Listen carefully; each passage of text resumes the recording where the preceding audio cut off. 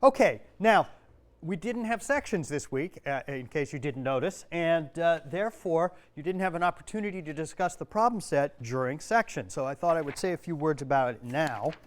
Here is the problem set. You probably can't read it at this typeface, but that's OK. So let's see. Problem 0 is just a stupid way of making you read the policies. Never mind that.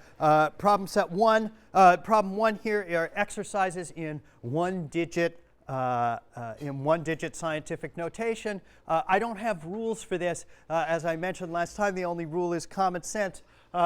I think there might be some difficulty with the last one. This business of taking things to the 1/3 power is important because you keep ending up with a cubed equals something, and you have to figure out what to do about that. So let me not do this particular problem. Let me do a different one for you. Supposing you had 6 times 10 to the 4 to the 1/3 power. And you might be tempted to say, well, OK, that's 6 to the 1/3 times 10 to the 4/3, and that leads you to a bad place because 10 to the 4/3 is not the notation we want. We want this to be an integer up there. What does it mean to be a 1 with 4/3 of a 0 after it? And so you don't like that. So the way to deal with this is to regroup. This is 60 times 10 to the 3 to the 1/3 power. That's 60 to the 1/3 times 10 to the 1. What's 60 to the 1/3? Well, 4 times 4 times 4, as it happens, is 64, and that's close enough for me. So this is 4 times 10 to the 1. So that's just an example of how these kinds of things where you take things to fractional powers, either the square root, which is to the 1/2, or the cube root to the 1/3. All right, the next problem, let's see. Neptune's moon Nereid has an orbital period of almost exactly 1 Earth year. If the mass of Neptune is something or other, what's its semi-major axis? So you have P and M, and you're asked for A. That's a completely straightforward plug-and-chug problem because there's an equation that relates these 3 things. The only tricky thing about this is that you have to make sure the units come out right. All right, the next one looks similar in form, but it isn't. Consider a sun-like star orbited by a planet with a period of 80 years. So we have P. If the separation of the planet and the star appears to be 20 arcseconds, so we have an angle, that's alpha. How far away is the star? And you want to know D. OK, there is no equation that contains all 3 of those things. And so this, although it looks similar in form, is actually a substantially more difficult problem. Going on, problem 4. OK, in fact, there is such a star, blah, blah. Does this fact make any difference in the foregoing calculation? Explain. The important thing to note about this is that I'm not asking you to do a calculation. This is not a calculation problem. This is a comment. You're supposed to say something about how the calculation would go if you were to do it, but you don't have to actually calculate anything there. And then finally, this last problem, this is the sort of essay question here. The point here, as I've written down on the, this is about Pluto. The point here, as I've written down on the actual paper itself, there's no right answer to this. This is a thought question. There are some people I know from the course evaluations who get disturbed by this because they have the feeling that science ought to have right answers. That is, after all, the point. And I keep asking these sort of touchy-feely humanities kinds of questions. Revel in it. Go with it. And what we're looking for here is the same thing as your English teacher would be looking for, right? Although perhaps less emphasis on writing style. But just have some thoughts, do some reading, understand something, and say something intelligent and defend it. OK? And a paragraph or 2, 2 sentences, probably too little. If it's more than 2 pages, double-spaced, or 1-page single-space, I'm going to get really irritated because I have to read these things, and there are 80 of them. And so don't go nuts. Again, just be sane about it, and say something intelligent. That's all we ask. Questions about the problem set or about procedural aspects of the course at this stage? If you do have some at some point, send them to us on the classes server. Yeah. Oh, go ahead. What Oh, the answer, well, a sentence is too short. 2 sentences probably too short unless they're pretty severe sentences. I mean, it's got to be a paragraph, you know, otherwise you haven't really cleared your throat. But I don't want to say anything too precise about that. If you've got a really keen sentence, you know, that might do the job. Again, sanity ought to prevail. Yes? Is an essay question like that typical of most problem sets? We'll probably have one of that nature, not necessarily of this kind about, you know, scientific controversies, but about something. Oh, and I should say, the way the tests will work out is it's going to be probably slightly more than half calculation and slightly less than half. There won't be essays because there probably isn't time to do that on a 50-minute test, but there'll be like short answer questions and stuff like that. Yeah, we'll have these kinds of discussion things. They won't be the dominant part of the problem sets. Just as in this case, it's 6 points out of, this adds up to 20 points, this one's 6. Other questions? Okay, as I say, if you've got some, let us know.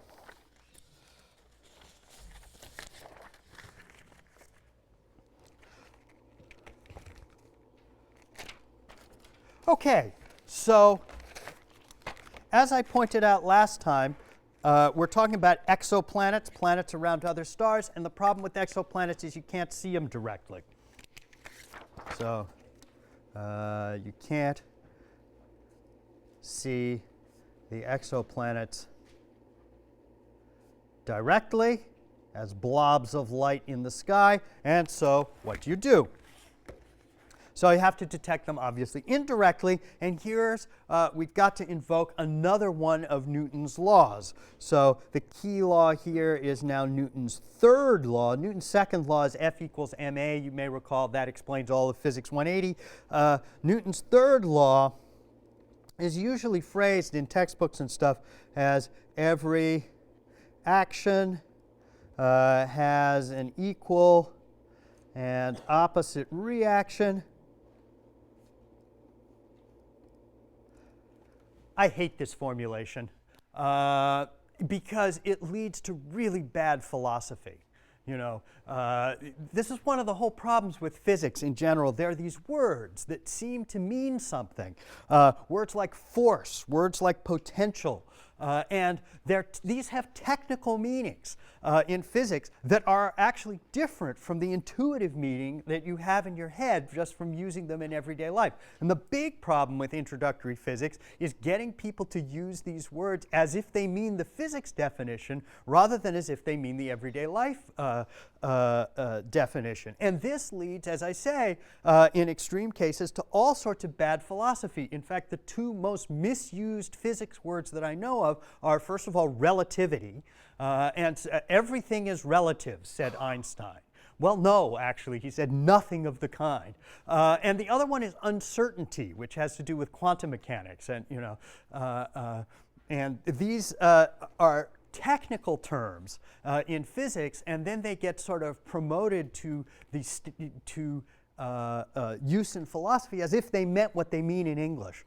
So I don't like this because every action has an equal and opposite reaction.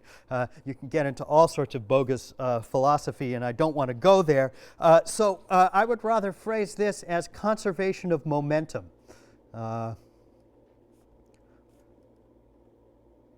And momentum, as I say, is a technical term. It means m mass times velocity. That's all it means. And you know, the kind of use that it's put in, you know, electoral politics or other things has nothing to do with what's going on in physics. Oh, I should say, velocity, one should be aware of, consists of 2 things. It's not just the speed that something has, but also its direction. And so direction counts. So if you turn around and go at the same speed, you've reversed your, you now have negative velocity compared to where you start with. This, technically speaking, makes this a vector quantity, but again, we won't go there. Okay, so how does this work in the case of a planetary orbit? So here's a planet. It's on one side of its star. It's going this way, and it's got some momentum. And then half an orbit later, it's over here going the other way. let's say it's orbiting some star in the middle, and it's got more or less the same speed, but its direction is reversed. So over half an orbit, so over 1/2 orbit, the momentum is reversed. So it goes from being positive to negative or something like that. Now, Newton's third law says that momentum is conserved. The total momentum of the system has to remain the same. So something else has to change. And here's the whole trick about finding exoplanets. And that is that the star moves too.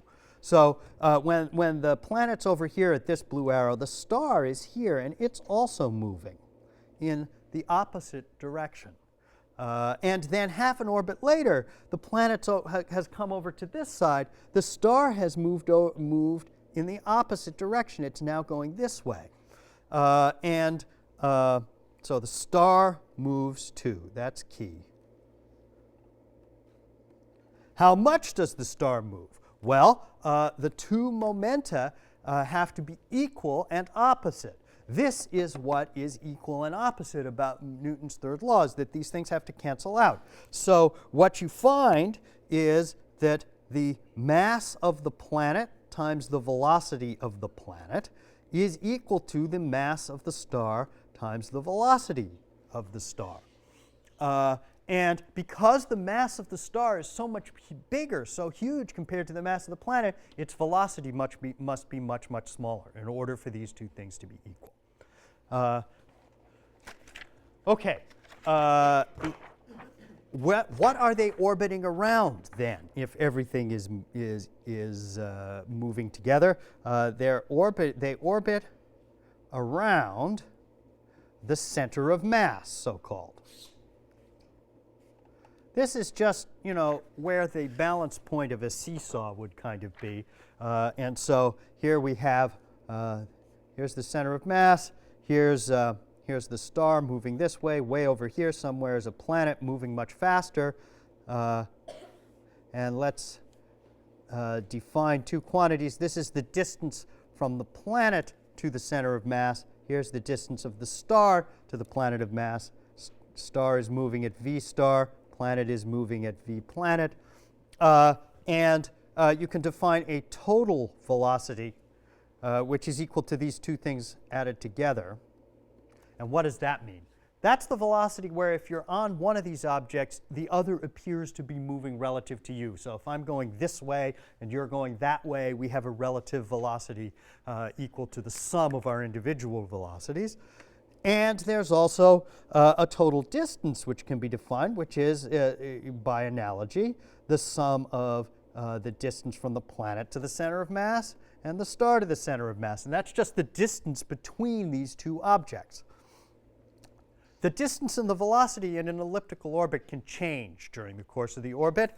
But for circular orbits, or close to circular orbits, they remain about the same. Orbits, you'll remember, are generally elliptical. And a way of saying this is that the maximum of the total different distance between these two is this quantity A, the semi-major axis. Remember, the semi-major axis is the long slice through the ellipse. So when this is at a maximum, that equals the semi-major axis. For orbits that are nearly circular, you can sort of say in an offhand way, well, this d tot doesn't change that much. So it's the distance between the two objects. All right, now as I mentioned, VP/MP is equal to V star M star. It is also true, the way you figure out where the center of mass is, dP MP is equal to d star M star. And the whole point of this is that this is a large quantity compared to the mass of the planet, and therefore these are small quantities compared to the distances and velocities taken by the planet. Small, but as it turns out, measurable. In particular, the velocity is the thing. The velocity of the star turns out to be the thing that you can measure. And so that's how you find determine that there's an exoplanet there. What you do is you look for the reflex motion of the star. Planets going around the star, stars going around the center of mass also, and that is a motion that now these days can be observed. And you can see why this might have happened only very recently, because that motion is really very small. Let me give you some masses just to give you a sense of this. I've already written down that the sun's mass is about 2 times 10 to the 30 kilograms. Just for reference, the Earth's mass is 6 times 10 to the 24 kilograms, so down by almost a factor of 1,000,000. And so the sun moves much slower than the Earth does due to their mutual gravity. Jupiter is the most massive of the planets, and it's at about 2 times 10 to the 27 kilograms, so 1,000 times smaller than the sun. And so, of course, the sun moves 1,000 times less because of Jupiter than it does because of the Earth. Now, of course, the sun actually responds to all of these planets, so it's actually executing some complicated motion, which is the sum of the motions induced by all the planets. But in fact, Jupiter is significantly more massive than the rest of the planets, so by far the dominant motion that the sun goes through has to do with the orbit of Jupiter. And so the consequence of this, because the masses are so much smaller, is that the velocity of the star is much, much less. These two less than signs means much, much less than the velocity of the planet, but it can nevertheless be detected. Okay. Now, what do we expect to see? Supposing you can now go out and, through means that we'll actually talk about on Thursday, actually measure the velocities of stars in response to planets. What do you expect to see in those in other stars? And basically, the answer to that is what you expect to see depends on what your expectations for solar systems are. We've got one example, or at least 10 years ago, we had only one example. And so you have to take what you know about our own solar system and infer what other solar systems might want to look like. And so at this point, I want to show you some things about our own solar system. So a little slideshow of the solar system here. All right.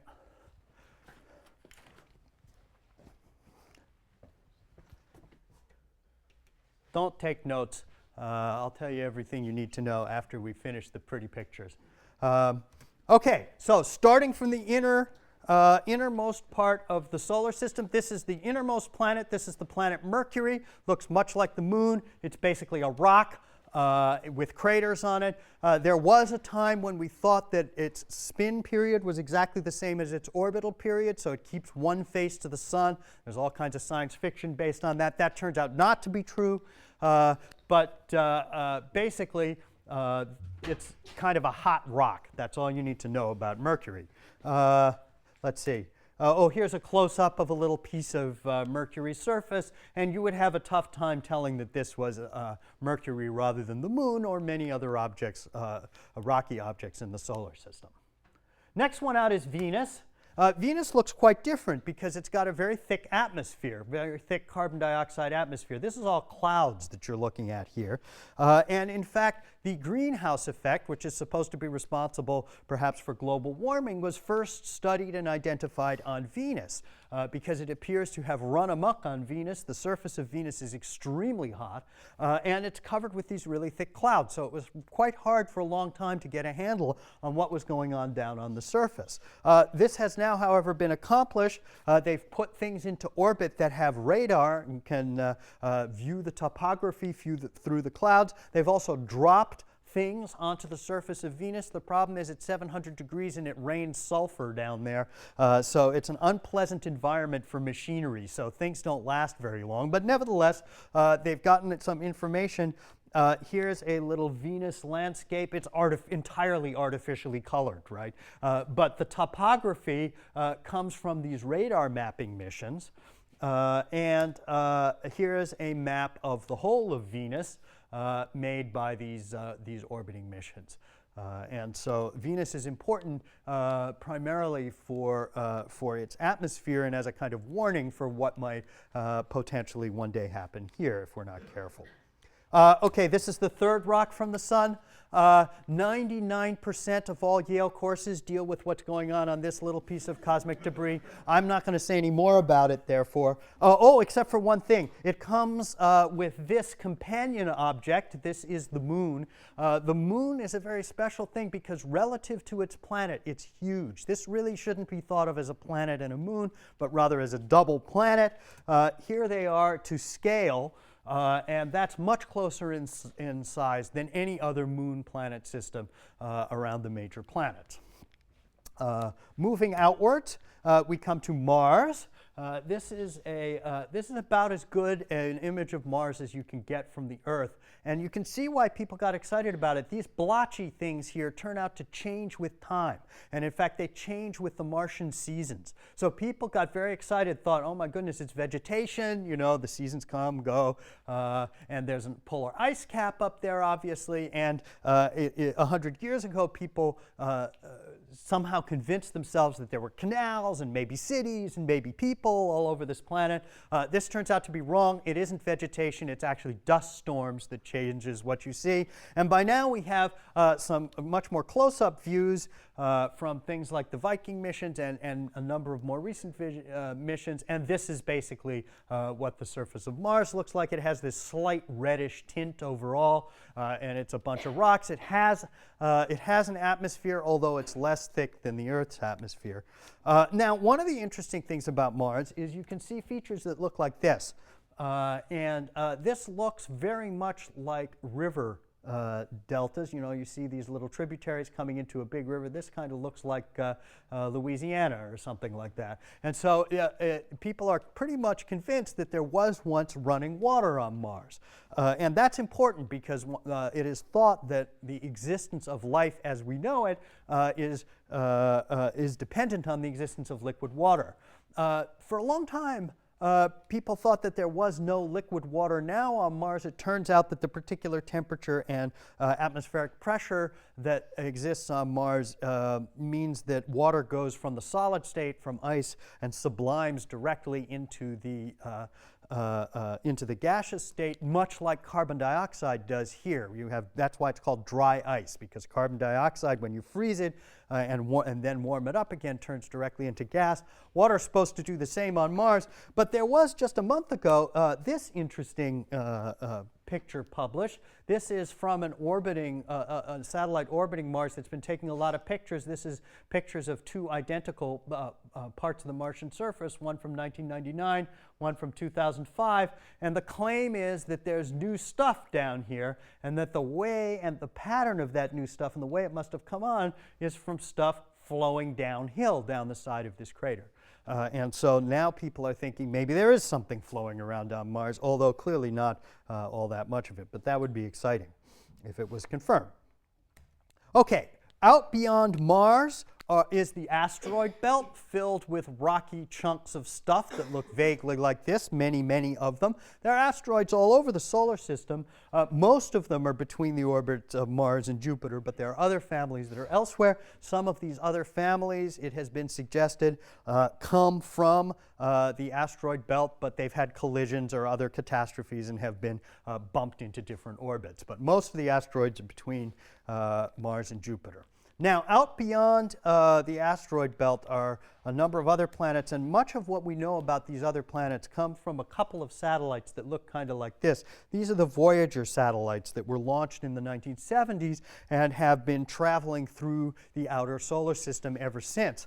This was a clever thing that they did. It turned out that in the 70s and 80s, the outer planets, Jupiter, Saturn, Uranus, and Neptune, were aligned in such a way that one satellite could catch them all as they went past. And each time it goes past one of these things, it uses the gravitational attraction of that planet to swing itself to the next one, and then to the next one, and then to the next one. And so these wonderful satellites for many years gave us pictures of one planet after another, which we now know quite a lot more about than we used to. So here's Jupiter. This is by far the most massive planet. Here you've got the famous red spot. All that you see here is atmosphere, and it's got very elaborate weather. And the red spot turns out to be a hurricane that has persisted for about 350 years. To us, it seems like an almost permanent feature, although it's gotten fainter recently. But it's sort of as if, supposing you were a race of creatures whose lifetime was about half a day, and you were observing the Earth, and you observed it for many lifetimes, and you saw the same hurricane sitting down somewhere in the Caribbean, you would think that that little spot was kind of a permanent feature, and that seems to be what this is. It's a sort of really long-lasting hurricane. They have time-lapse movies of this. You can find them on the internet, where you can see that the wind is actually circulating there. Jupiter has moons, many of them. The four big ones you see here are the so-called Galilean moons because they were discovered by Galileo. They've also included a little one. There are many dozens of moons this size. The moons, each of the moons has its own peculiar characteristics. I'm quite fond of this one. This is the innermost moon. It's called Io, sometimes referred to as the pepperoni pizza moon. And it's got the most elaborate volcanoes anywhere in the solar system. It spews up sulfur all the time. And then this sulfur sort of melts and flows all over the surface, and that's what gives it its particular color. Each of the other moons has interesting characteristics of its own. Here's an interesting thing that the Voyager satellites discovered. They discovered that Jupiter has rings. It was not thought that Jupiter had rings. From the Earth, you can't see them, but from close up, it became apparent that Jupiter has rings the same way Saturn does. But of course, the Saturn rings are the most spectacular. Here's Saturn, the next planet out. You can see that it too has weather-banded things down here, and then it has these very spectacular rings seen here in from various different angles as Saturn goes through its orbit. And these rings, we now know, are made up of individual little chunks of things. The Voyager mission, this is obviously artificially colored so that you can see all the different rings. And each one of those rings is made up of many, many, many little rocks. Saturn too has moons. This is Titan, Saturn's big moon. And you can see from here in this particular picture that Titan has an atmosphere. That makes it very interesting. People have the feeling that places where there are atmospheres are potential sources of life, and so people find Titan an interesting moon. I actually like this one better. This is Mimas. It's just a rocky moon, but you can see it's kind of got the great-grandmother of all craters up there. This thing got slammed into by some asteroid that was just barely not big enough to blow the whole thing apart. But it raised this big pucker on the side of the moon. Moving out to the next planet, which is Uranus. In ordinary light, you can't actually see any features. Again, you're looking at the atmosphere. There are clouds. But this picture was taken in a particular kind of red light, which brings out the cloud features. And what you can see is it's got a banded structure, the same as Jupiter and Saturn. But interestingly, the bands are on its side. One of the peculiar features of Uranus is that it rotates sideways rather than kind of up and down, uniquely among the planets. This planet too has rings. It also has moons. Here's another favorite moon of mine. This is Miranda, and this looks like what happened was that it actually did get blown apart by some impact, but then fell back together again. And you can see that it looks like it's been chopped into pieces and then sort of thrown back into together again.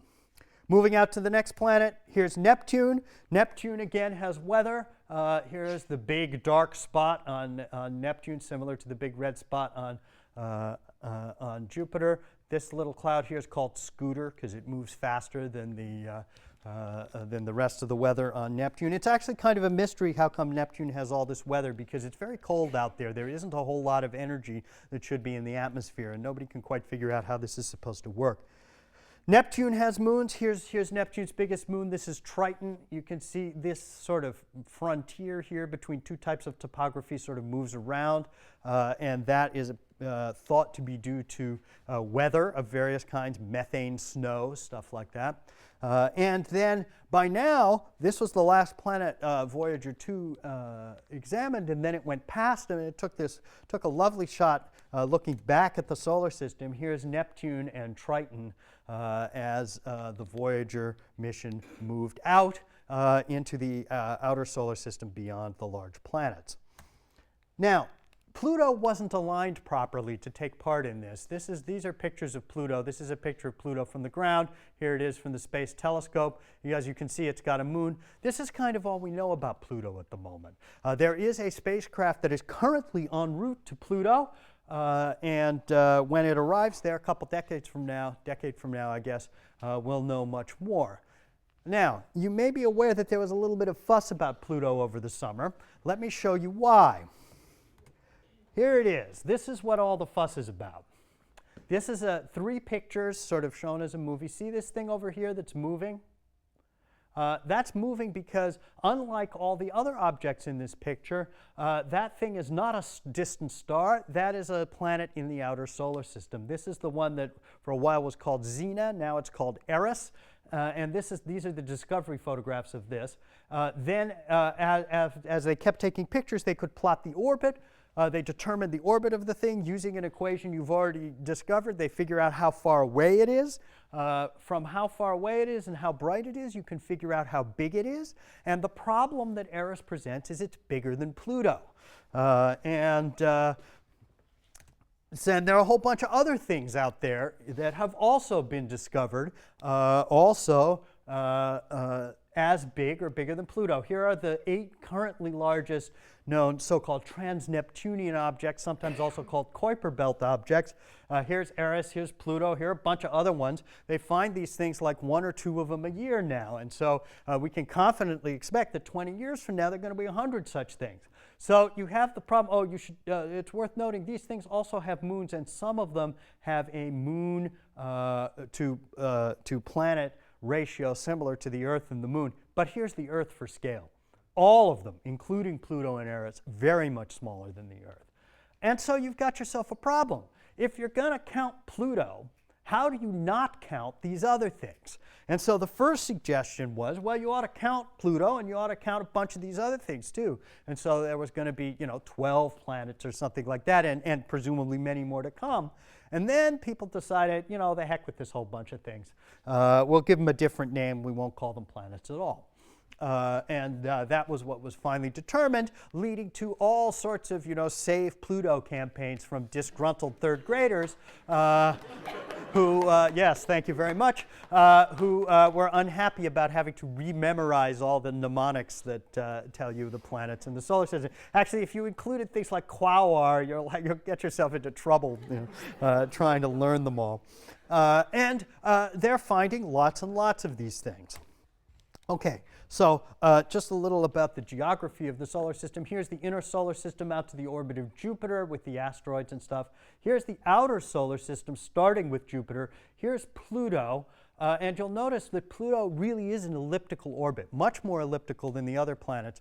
It also turns out the orbit is tipped. All the other planets, the orbits are in the same plane as each other. Pluto's orbit is tipped out of the plane. Here's one of these other trans-Neptunian objects. Here's its orbit, and you can see that it goes way, way out and is highly elliptical, very much out of the plane. This is in general true of these what are now called dwarf planets or trans-Neptunian objects or Kuiper belt objects. But it's also true that there's a further component of the solar system, even beyond that. Here's Sedna's orbit. That, again, is Sedna's orbit, so we've now gone up a degree in scale. And then there's this whole cloud of stuff out there called the Oort cloud, and this is where the comets live. Comets are sort of ice balls. We can't see them individually out in the Oort cloud, but sometimes they collide with each other, and one of them falls into the inner solar system. And as it does, it heats up. It's made out of ice. The ice melts, streams backward, and we get these very spectacular things. Comets cause all kinds of mayhem. They kill dinosaurs, for example. Recently, we've seen an example of this. This is a comet called Shoemaker-Levy that's broken up into a bunch of pieces. And in 1994, those pieces slammed into Jupiter. And here you see the effect of the various pieces of this comet that hit Jupiter. And so comets can be dangerous things when they land on your planet. Okay, This is the outer solar system again. Here's the tipped orbit of Pluto. That's the orbit of Neptune. Here's Voyager 1, Voyager 2, traveling now outward. They are escaping from the solar system. And the very edges of the sun's influence, where you might say the solar system ends and the interstellar medium begins, are indicated here. Each of these things means a slightly different boundary to the sun's influence. But the Voyagers are going to get there sometime in our lifetime. So they will be the first man-made things that actually pass out of our solar system. And that's as far as this goes. Let me turn the lights back on here. Okay. So much for the solar system. Now here's the important question. I just threw a whole bunch of facts at you. Facts, information, pretty pictures. We have a lot of facts and information and pretty pictures. The Voyagers took many thousands of pictures and acquired other forms of information as well. There have been many other spacecraft flying around our solar system for quite some time. We know a lot of things. Here's the question. Now that you know all this stuff, what do you do with that information? So what do you do with all this solar system info?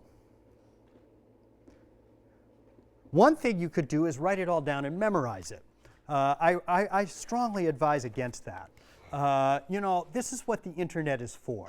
There are a whole bunch of websites out there that'll tell you everything you could possibly want to know about all of the objects and all of the planets, moons, everything else. So that isn't actually a productive way, I don't think, of spending your time. So what would you rather do? What would be a more productive way of thinking about this material? And now I want to step back and remind you of how science works. Remember the scientific method? They probably taught you something about this when you were like 11 or 12 years old. And you'll remember how this works. So scientific method. So you have a hypothesis, which is a fancy word for a guess. Maybe you have competing hypotheses, and on the basis of this hypothesis, we formulate some kind of experiment. Good experiments are sometimes called controlled experiments. And on the basis of the results of the experiment, you determine how much you believe the hypothesis or which hypothesis you believe, and then you may modify your hypothesis or change it altogether and then do more experiments. And by iterating this procedure, you develop an understanding of whatever it is you're trying to think about. Okay. No, not really. Certainly not in astronomy.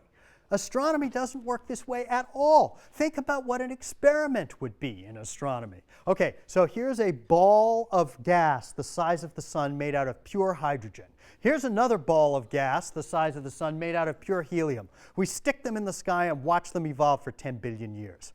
Okay? No, you can't do experiments in astronomy. It doesn't work that way at all. So there has to be some other way of approaching it. And the reason for this is that astronomy is not an experimental science. It's an observational science. This is true of many other sciences. A lot of biology, particularly environmental or ecological aspects of biology, work this way. All of the social sciences, you can't do controlled experiments in child development. That's just ugly. So these are observational sciences. And this has a different methodology. And it starts, as its name would suggest, with observations. And you go out and you find a bunch of things, whether they're butterflies or planets or whatever they are. And what do you do when you found a whole bunch of things? What's the next step? The next step is classification. You put them into categories. And it's important to get this right. If you're dealing with, for example, animals, and you classify them as things that live in the ocean and things that live on land, then you're going to have fish and whales in the same category, and you're going to have lizards and frogs and snakes in the same category with with people and bears and things like that. And this isn't going to lead you to a deep understanding because you haven't got the categories right. And so the classification is very important, and what it leads to when you get it right is a useful interpretation of what is going on. This is interpretation, it's just a fancy word for a good story. These are the kinds of things we write down in textbooks. The astronomers sometimes dignify this with the fancy word scenario. But it's basically a story.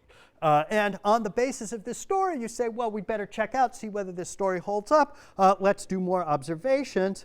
And all of these connections work in all directions. And so this is actually a better description of how an observational science is done than this kind of thing up here. So now, having gone through that little piece of philosophy, let's apply it in practice. I've just described to you some observations of the solar system.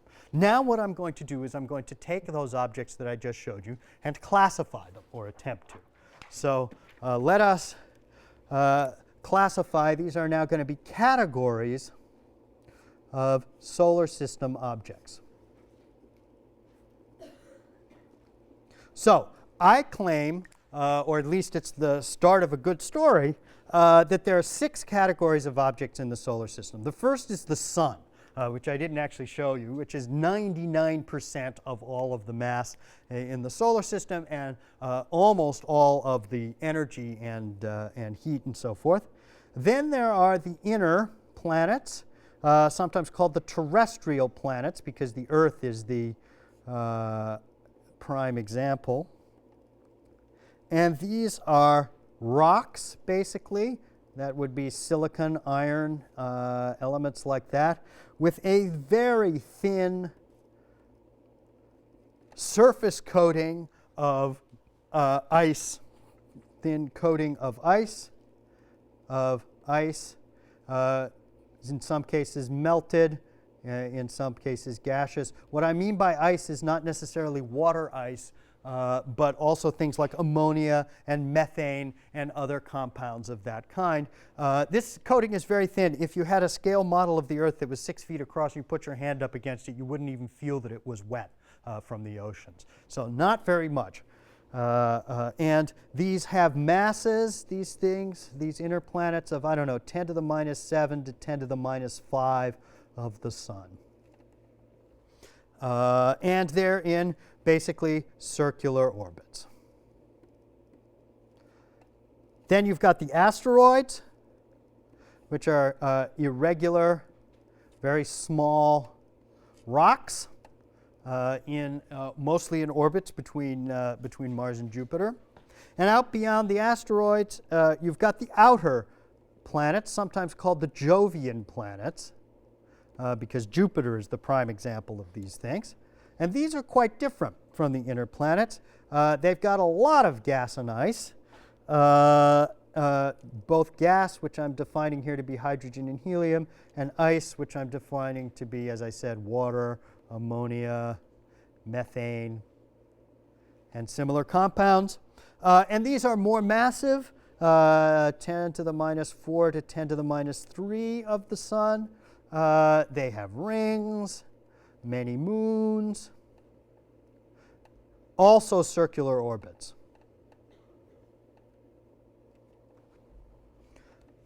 And all these orbits, both these planets and these planets, are basically in one plane.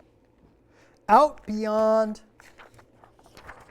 the Jovian planets are these trans-Neptunian objects, or Kuiper belt objects. Kuiper belt objects. This is Pluto, etc. We don't really know what they are yet, but it seems like they're probably going to be rocky, just to judge from their size and mass. So we think they're rocky. They're low mass, less than 10 to the minus 7 of the mass of the sun, and they are in elliptical and inclined orbits, way out there. And then finally, in the outer region, in this so-called Oort cloud, you have the comets, which are little snowballs, balls of ice. Again, ice in this generic sense. So there's the 6 categories that I would claim exist in the solar system, and here's my problem with the whole Pluto debate. The Pluto debate was basically about whether these guys are going to count as planets. But the thing is, planets is already a bad description because it contains 2 quite different categories, namely these inner terrestrial planets and the outer Jovian planets. And so it seems to me that arguing whether category 5 should be part of some category that already contains 2 fundamentally different kinds of objects is kind of a strange argument to be having. Either we should split these 2 things off from each other, or if we're going to join these 2 kinds of categories, fine, bring in anything you like. I don't care. Add the asteroids too. And in fact, in the original proposal, one of the asteroids qualified as well. And so it doesn't seem to me that this controversy was really paying justice to an appropriate classification of the things in the solar system. Okay, so now, having classified it, the next step is interpretation. And I think I will leave that. Let's see, how are we doing for time? Yes, I'll leave that one for next time. So the question is going to be, now that you have these 6 kinds of objects, what is the story you tell about how the solar system evolved, and what in turn does that tell you about what other kinds of planets you should see around other stars?